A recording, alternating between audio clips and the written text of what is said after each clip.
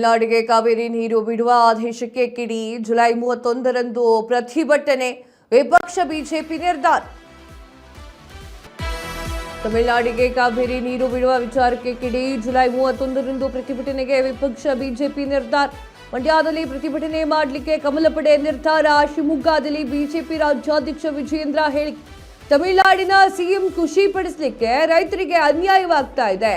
ಕಾವೇರಿ ಕೊಳ್ಳದ ರೈತರಿಗೆ ಬರೆ ಎಳೆದಂತೆ ಆಗಿದೆ ಅಂತ ಹೇಳಿ ಆಕ್ರೋಶ. ಎಸ್, ಆಬ್ವಿಯಸ್ಲಿ ಅವರು ಪ್ರತಿಭಟನೆಯನ್ನು ಮಾಡಬೇಕು, ವಿರೋಧವನ್ನು ವ್ಯಕ್ತಪಡಿಸಬೇಕು. ಬಿಕಾಸ್ ಆಫ್ ವಿರೋಧ ಪಕ್ಷದಲ್ಲಿದ್ದಾರೆ. ಆಡಳಿತ ಪಕ್ಷದ ಹುಳುಕು ಕೊಳಕುಗಳನ್ನು ಎತ್ತಿ ಹಿಡಿಯೋದೇ ವಿರೋಧ ಪಕ್ಷದ ಒಂದು ಕೆಲಸ ಆಗಿರುತ್ತೆ. ತಮಿಳುನಾಡಿಗೆ ನೀರು ಬಿಡುವಂತಹ ವಿಚಾರಕ್ಕೆ ಸಂಬಂಧಪಟ್ಟಂತೆ ಕಿಡಿಕಾರಿದ್ರು. ಜುಲೈ 31ರಂದು ಪ್ರತಿಭಟನೆಗೆ ವಿಪಕ್ಷ ಬಿಜೆಪಿ ನಿರ್ಧಾರವನ್ನು ಮಾಡಿದೆ. ಮಂಡ್ಯದಲ್ಲಿ ಪ್ರತಿಭಟನೆ ಮಾಡಲಿಕ್ಕೆ ಕಮಲ ಪಡೆ ನಿರ್ಧಾರವನ್ನು ಮಾಡಿಕೊಂಡಿದೆ.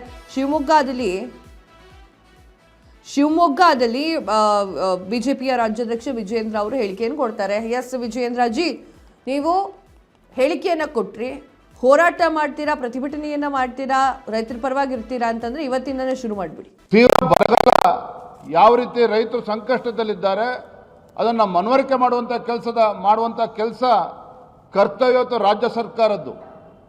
ಇಷ್ಟು ಬಾರಿ ಡೆಲ್ಲಿಗೆ ಹೋಗ್ಬರ್ತೀರಿ ಕ್ಯಾಬಿನೆಟ್ ಎಕ್ಸ್ಪೆನ್ಷನ್ ಅಂತೇಳಿ. ಯಾಕೆ ವಕೀಲರನ್ನ ಕೂರಿಸಿ ಚರ್ಚೆ ಮಾಡೋದಕ್ಕೆ ಸಾಧ್ಯ ಆಗಲಿಲ್ಲ ನಿಮಗೆ? ಮಾನ್ಯ ಮುಖ್ಯಮಂತ್ರಿಗಳಿಗೆ ಇಂಥ ದ್ರೋಹ ಬಗೆಯುವಂಥ ಕೆಲಸ, ರೈತರಿಗೆ ದ್ರೋಹ ಬಗೆಯುವಂಥ ಕೆಲಸ ನೀವು ಮಾಡಬಾರ್ದು. ಭಾರತೀಯ ಜನತಾ ಪಾರ್ಟಿ ನಾಡಿದ್ದು 31ನೇ ತಾರೀಕು ಮಂಡ್ಯದಲ್ಲಿ ಈ ಕಾಂಗ್ರೆಸ್ ಸರ್ಕಾರ ರೈತರ ಹಿತರಕ್ಷಣೆಯನ್ನು ಕಾಪಾಡಬೇಕು ಅಂತ ಹೇಳಿ ಮಂಡ್ಯದಲ್ಲಿ 31ನೇ ತಾರೀಕು ಒಂದು ಬೃಹತ್ ಹೋರಾಟಕ್ಕೆ ನಾವು ಕರೆಯನ್ನು ಕೊಡ್ತಾ ಇದ್ದೇವೆ.